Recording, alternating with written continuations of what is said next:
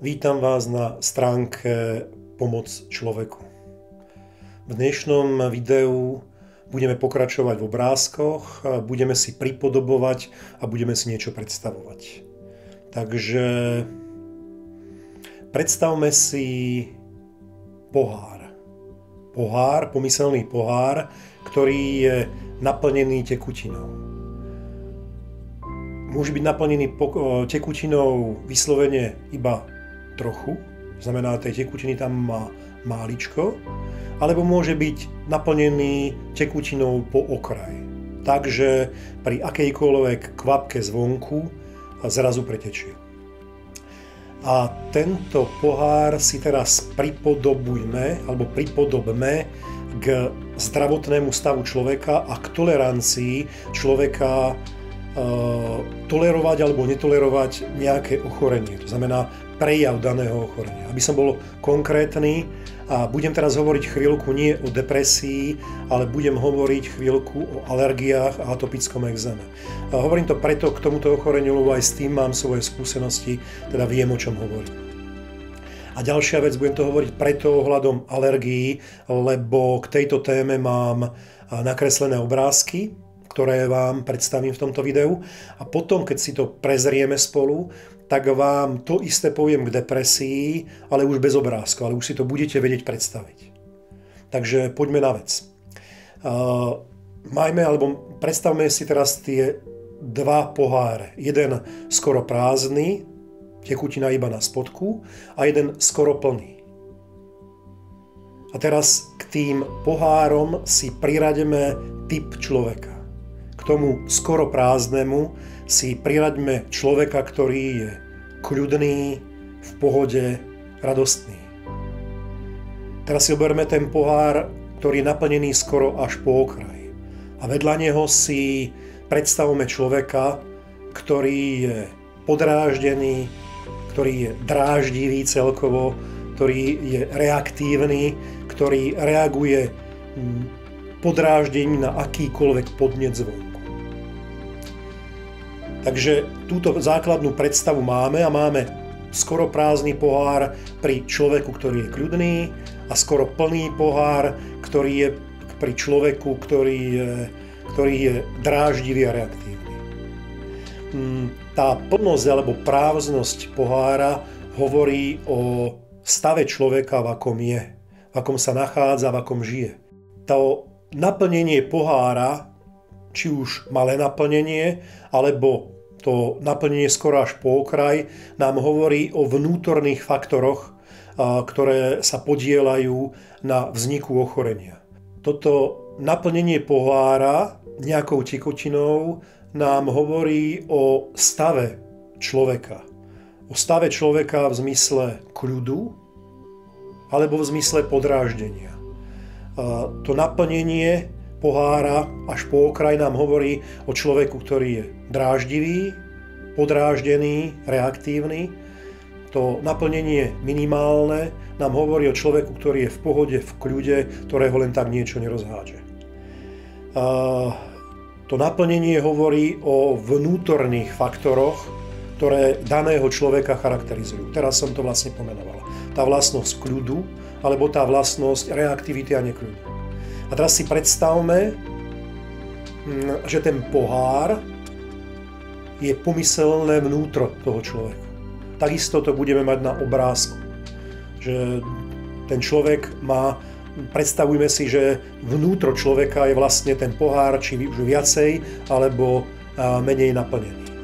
A teraz hovoril som o vnútorných faktoroch, to znamená o tej vlastnosti človeka. A teraz poďme k vonkajším faktorom.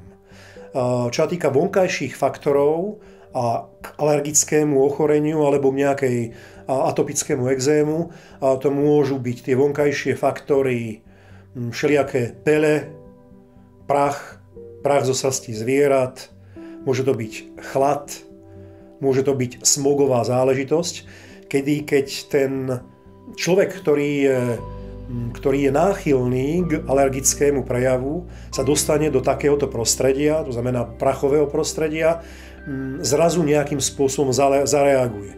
U alergika je to obyčajne slzenie očí, kýchanie alebo ekzémy u atopika na koži. A teraz si predstavme a máme tu tie obrázky. Ten obrázok so stavom minimálneho naplnenia, to je ten človek kľudný.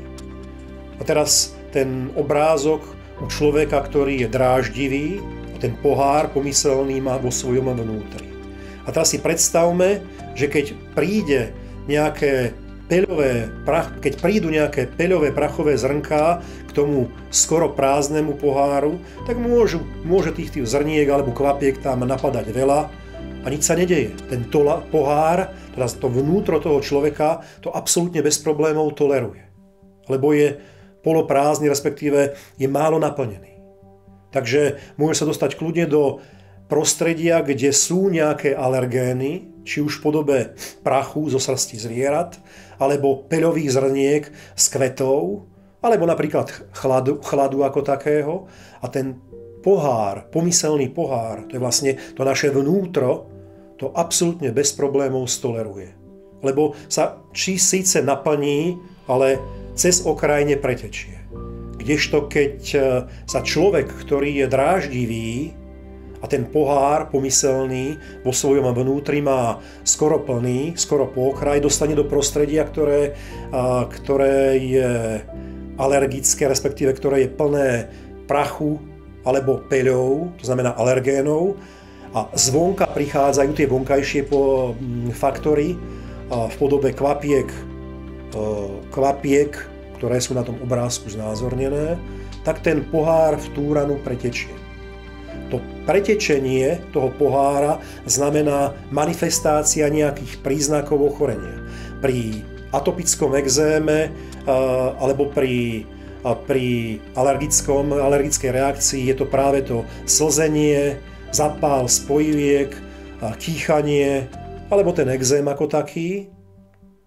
Takže tu sa to prejavuje týmto spôsobom. To je to pretečenie pohára, to znamená tá reaktivita toho vnútra, toho človeka, ktorý keď sa dostane do prostredia, kde sú nejaké tie vonkajšie podmienky, vonkajšie faktory, ktoré sú pre neho nevyhovujúce, nedokáže to stolerovať a je zle. Takže takto nejako si predstavujem ochorenie u človeka, ako môže vzniknúť. A teraz sa poďme vrátiť k našim depresiám.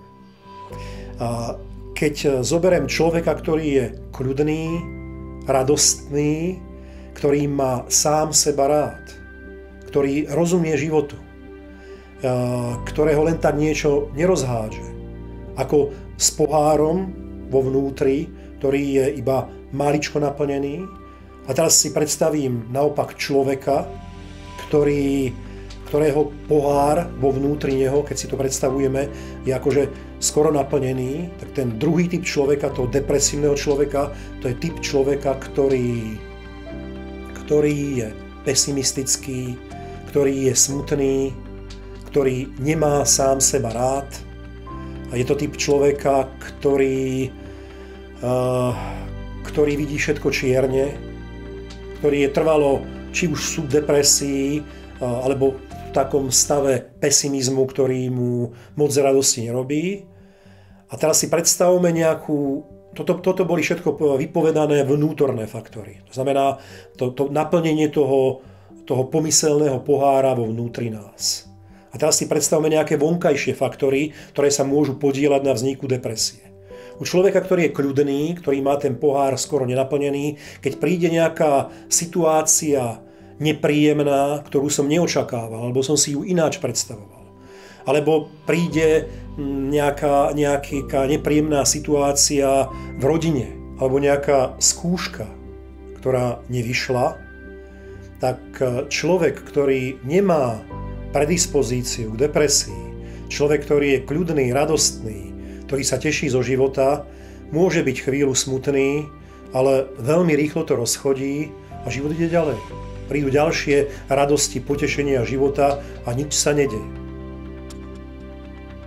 To znamená, takéto vonkajšie faktory, to sú tie vonkajšie kvapky do toho jeho pohára, práve preto, že ten vnútorný pohár, tie jeho vnútorné faktory sú také, že ten pohár je skoro prázdny, tak tieto vonkajšie faktory v podobe nepríjemnej skúšky, smútku a tak ďalej, nič neurobia s ním. Jednoducho ho nerozhádžu.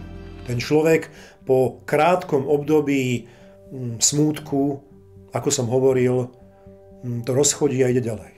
Za to poďme teraz k druhému typu človeka, ktorý ten vnútorný pomyselný pohár má skoro plný. U depresie, ako som spomínal, sa jedná o ten pesimizmus, neradostnosť, nedôveru, nerozumeniu a neporozumeniu zákonom života.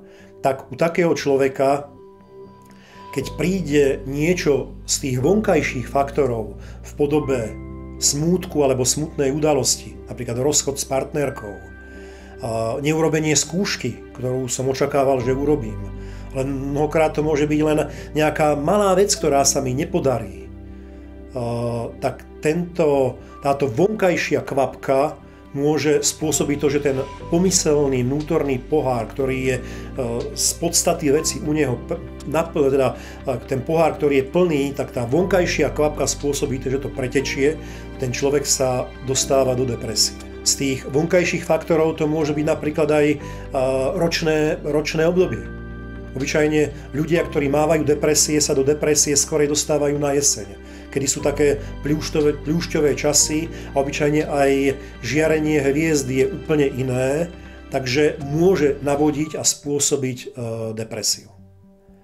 Takže toto bolo predstavenie si choroby v pripodobení k plnému alebo prázdnemu poháru. A hovoril som to preto, lebo už v tých ďalších videách, kde budem hovoriť konkrétnejšie k depresiám, sa k tomuto videu môžem odvolať, takže aby ste si vedeli predstaviť alebo vedeli, o čom hovorím. A ďakujem vám za pozornosť. Dovidenia.